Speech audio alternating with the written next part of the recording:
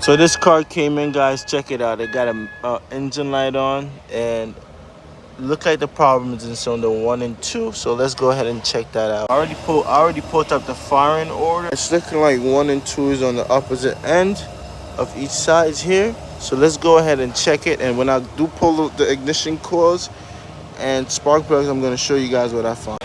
So I checked it out, guys, and if you guys look, there's nothing in the spark plug hole, no oil or anything like that. So it's definitely looking like it's the ignition coil. That's the suspect here.